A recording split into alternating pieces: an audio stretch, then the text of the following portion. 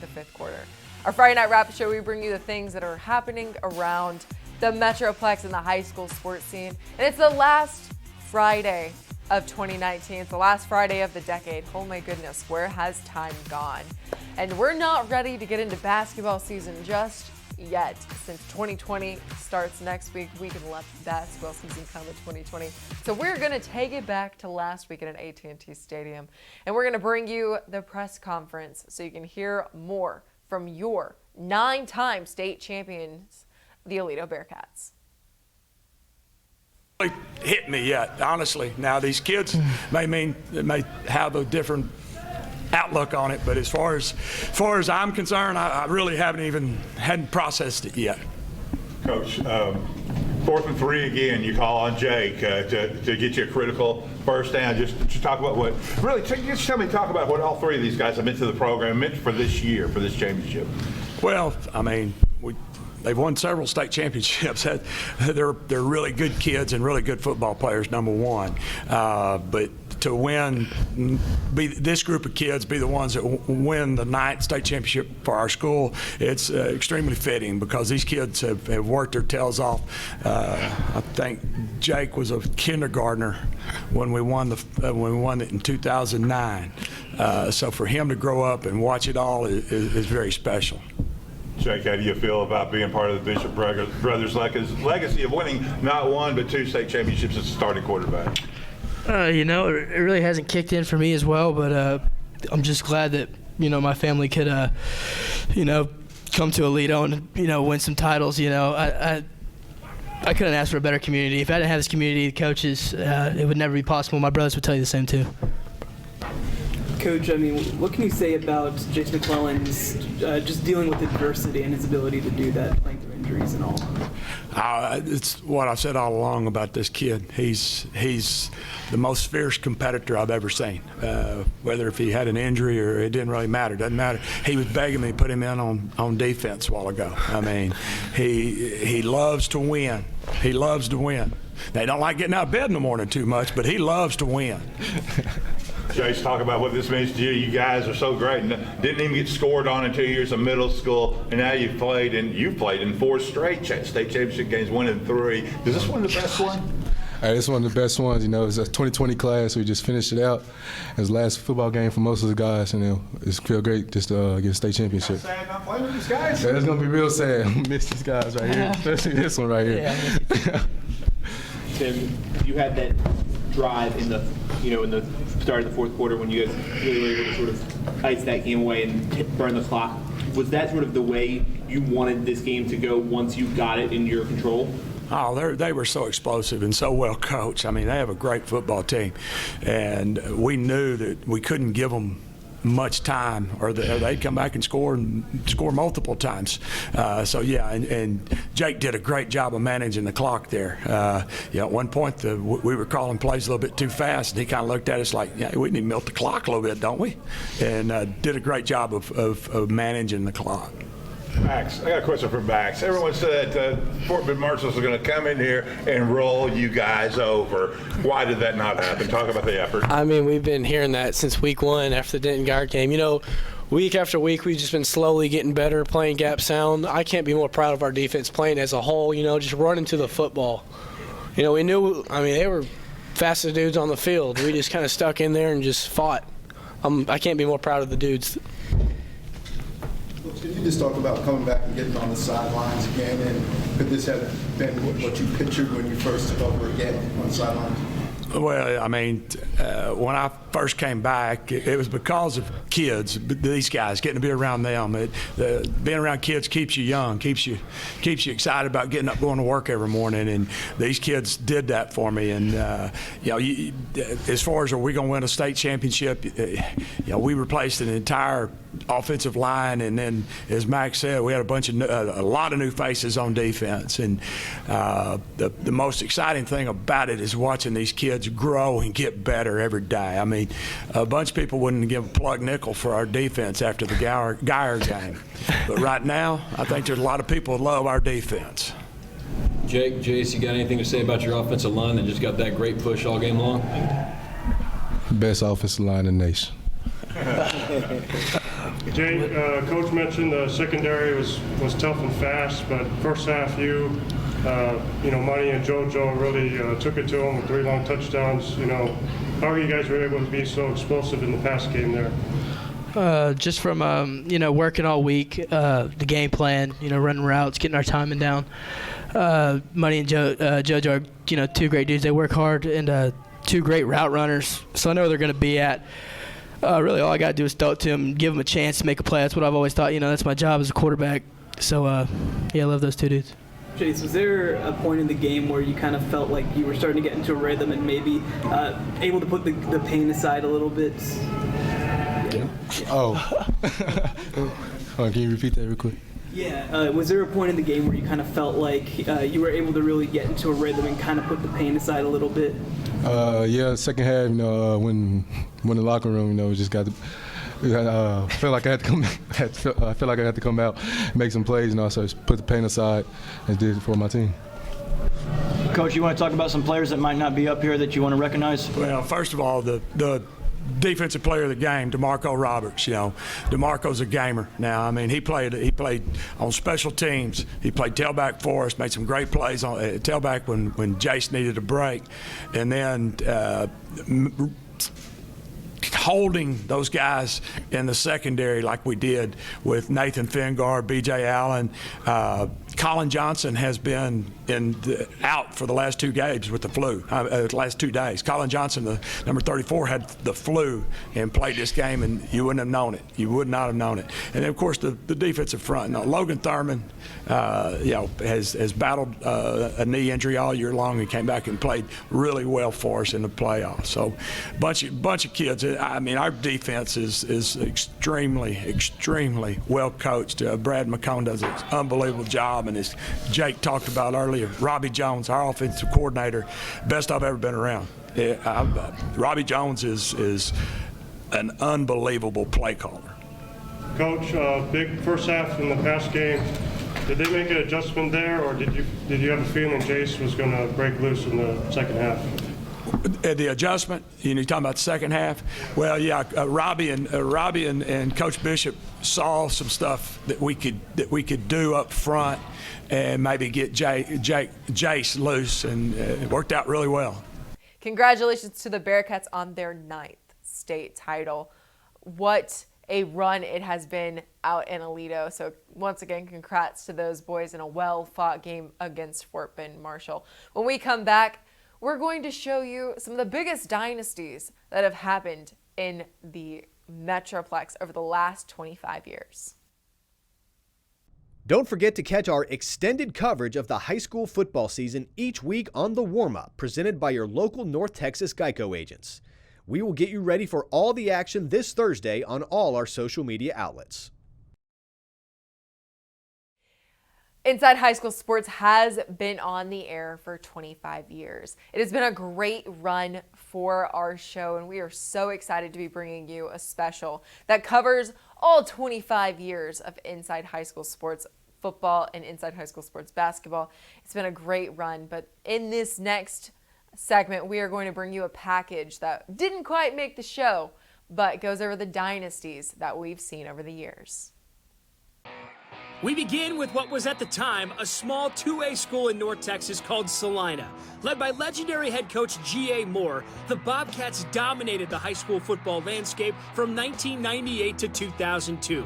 During that span, they won a state record 68 straight games, including 4 state championships. That incredible run included 25 straight playoff games, and they did not lose a home game for over a decade. From 2002 to 2006, South Lake Carroll imposed their dominance on the high school football scene. Under head coach Todd Dodge and the spread offense, the Dragons went 79-1 and racked up 4 state titles. During that time, they produced big-time quarterbacks that included Chase Daniel, Greg McElroy, and Riley Dodge. How about the Alito Bearcats the last 10 years? All they've done is win 7 of their 8 state titles in this past decade. Tim Buchanan and Steve Wood have put together a football factory in Alito. They have the running game locked down as they won 4 titles with arguably the best high school back Texas has ever seen in Jonathan Gray. In the past 4 years, Jace McClellan has led the Bearcats to 2 more titles with a chance to get number 3 in 2019. Of course, Kyler Murray's run with the Allen Eagles is definitely one of DFW's best dynasties as well. As a starting quarterback from 2012 to 2014, Murray and Allen went 43-0 and won 3 straight titles. Overall, the Eagles won 57 straight games and cemented themselves as a perennial state power on the gridiron. In the modern era, the Highland Park Scots have staked their claim as the most successful program in North Texas. Highland Park had won the last 3 state championships before falling to Frisco Lone Star in the postseason this year. It was one of only a few losses over the past 4 seasons for the Scots due to superior quarterback play that included John Stephen Jones' epic game against Manville in the 2017 state championship.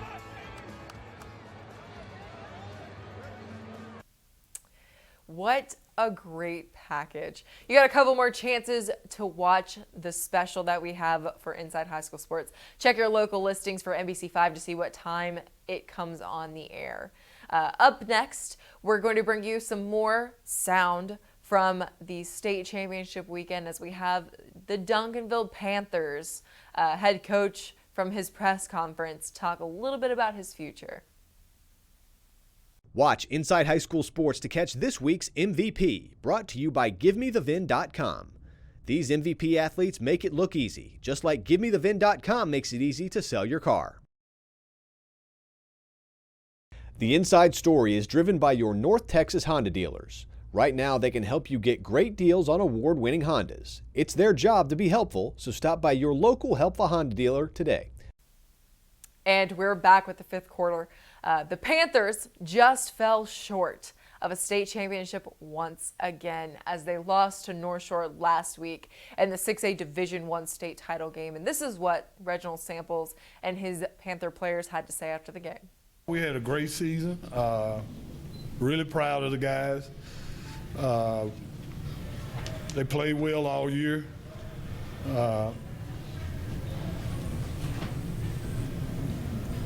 North Shore played better down the stretch. We made some mistakes, and we couldn't recover from them. Coach Samples, you just want to talk about the way your freshman quarterback came in and did pretty well for you for the most part? Oh, he did a good job, considering he's a freshman. I'm really proud of him. I can't say enough about his work ethic and the time he's put in, and I'm just proud of the way he played tonight. Coach, you talked about how he had to deal with, obviously, injuries from beginning of August all the way through, but to get here to this point and still be in the championship game, Coach. It's a part of the game. You're going to have injuries on every level as long as you play football. That's why I'm really proud of these guys. We overcame the injuries. We overcame a lot of things that go on within a program, and we're still here in the state championship game. It didn't come out the way we wanted. I'm not happy about that, but I can't help but be proud of the effort that these guys have put in. Coach, what was your reaction when you found out Zach Evans wouldn't be playing for North Shore today? Didn't matter at all. I mean, I can't do anything about what happens with their team. I thought the other running back was real good. I thought he was, we saw film, we traded all year films, and we saw other parts of the season where he was out. I don't know what was going on, but they never slowed down. They scored 50, 60, 70 points with him. They scored 50, 60, 70 points without him. So we had to prepare for them as a team. It didn't really matter. Chris, Demetrius Davis, seemed to be able to get out of the pocket a lot tonight and create some opportunities for himself, North Shore quarterback. Just how hard was he kind of to play against, that dual threat ability he had today? He's a great guy. He's going to Virginia Tech, so that speaks for itself. He played a hell of a game. That's it. Quindon, how did you help Chris get acclimated for this week, and then what did you see from him first half, second half today? I just told him to beat Chris Parson. don't be nervous about the stage that you on. Just focus and maintain. Savion, you want to talk about the year in reflection for you as well?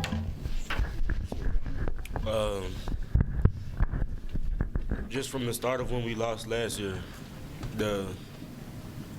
I didn't feel that bad. Of course, it was a heartbreak, but I just knew that we got to work, and that's what we're going to continue to do. Chris, one thing, obviously, this season, you guys' unfinished business was something that was a motto for your team. Lock the gates. Obviously, as a senior, you guys got this close. But what can you say just about the effort it took to kind of finish that business, even though you ultimately weren't able to do it? Just as Savion said, I'm not mad. I know the work we put in. Somebody's got to win and somebody has to lose. So we put in the work and we did what we had to do. And God just has another plan for us. Coach, you mentioned that down the stretch, North Shore capitalized on a few mistakes. At what point did you feel like it was the most pivotal point for you guys? What was it? I thought a couple of things really hurt us. The drop punt, really, that's unforced errors. You can't make unforced errors against great teams. The fourth down on the goal line, I felt like it was a good call. We just didn't read the play correct. We should have gotten outside instead of going inside. But when you play against a team like that, you have to take advantage of every opportunity. And we had a couple of opportunities that we didn't take advantage of, and then down the stretch it hurt us. Roderick, being a junior, obviously this loss just happened, but how much does it motivate you, to come back next year? It's gonna motivate me a lot. Seeing the seniors' face look like this, that ain't like the way I wanted to send them off to graduation, but everything's happened for a reason. I just know I had to try to do my part and kind of pick up the slack from Jaquindon, knowing he's not playing here a big part in the offense. Just have to do the best I can do whenever I get my opportunity. Jaquindon, obviously you didn't get a chance to suit up, last game senior year. Didn't get a chance to play. Just how hard was it to having to watch this game? It was real hard. I kind of figured out and found out how Kendrick felt, because Kendrick was out on the ACL too. So it was hard, and it was heartbreaking the way it ended too. So. Coach, can you talk about your senior class, back-to-back state finalists? What's kind of brought Duncanville back to the map, in football? Well, I can't say enough about these guys. First of all, without talking about football, these guys, Chris is a academic all-state football player. Jaquindon makes straight A's, very little B's. This senior class, I think they are 40 and 2 or 3, 40 and 3, and they put the Duncanville back on the map. I'm really proud of them. I think what a lot of people don't realize is that, we've had to piece things together. We've got some areas, like we started 6 sophomores today, and I thought they did a good job. But the reason that they do a good job is these guys, these seniors and these juniors, they're the backbone, and they show leadership, they show character, and I just can't say enough about them. Of course, we're going to be proud and watch these guys go on to college, but these are pretty talented juniors that are sitting here beside me. So I'm excited about it. I won't get down, because we feel like we plan to be right back sitting here next year, but maybe in a different setting. Coach, how hard is it to go through 16 games last year, have to come back, go through 16 games again? What is that grind like? Well, I can say it's very hard, because now I have to look at the fact that we're going through a whole year, and we're down to 1 game, 2 quarters, and what I'm left with is another year of hard work to try to get back again. But on the other side, you can look at it as half full or half empty. The half full is the fact that I'm going home for Christmas. I don't have to go back to Duncanville. we've taken care of half of a year playing football, and that's great. Half of the year is gone. So we're looking at 8 months, and we'll be at it again. And that's what we plan on. That's the fun thing. We've gone through half the year, and now we're finna go home for a break. And so, I mean, that's a country saying, I'm in hog heaven. Coach, you want to talk about the support you've gotten from your son and your, your grandson, just the support you've gotten from your family? Well, these guys are my family too. But, I tell people all the time, I love football, I love these guys, I love winning. But, there's another part of life that's going on outside of these walls, and all of it is not, if you watch the news, all of it is not good. So I'm just happy to be here. I have a healthy family, have healthy players. Jaquindon's diagnosis, we found out a day after I gave him a grave diagnosis that it wasn't as bad as it was. We thought it was. So he has a great opportunity to get his surgery and actually be ready to play in the fall. So it's a lot of things going on that I'm happy about. My philosophy is this. I know that these guys gave 100%. I gave 100%. What else can I do? Reginald, have you given any thought about not coaching next year, or are you planning to coach next year? Man, I'm having fun. If I quit, I'll be coaching Little League somewhere for free. So I'm not at all. Coach, not at all. What do you think, just watching from afar, what do you think that North Shore's quarterback, how was he different last year versus this year? He wasn't any different. He's a good athlete. He's a good player. Of course, I felt like if I had this young man behind me, we'd have a better chance. Different outcome. And but it is what it is. I can't change it. He's a great athlete. I can't take anything away from him. He makes their team go. I think we calculated he scored 20 touchdowns this year. That's a lot of productivity. So I don't do anything but respect the job that not just him, they're a talented team. They got a lot of good players on that team. And I felt really good that we went right down to the fact that we could have tied the game and made some mistakes. And but we turned it around and they fumbled and we had a chance again. So when you play teams like that, you got to take it. You got to take advantage of your opportunities. We didn't do that. You can catch highlight and sound from these games all tomorrow at 6:30 p.m. on NBC5 on Wingstop Inside High School Sports. It's going to be a really good show. We have some basketball mixed in there, but we're going to bring you all that happened at AT&T Stadium last weekend. It's going to be a really, really good one. You don't want to miss it. I'm Ashlea Bullington. Thank you so much for watching the fifth quarter.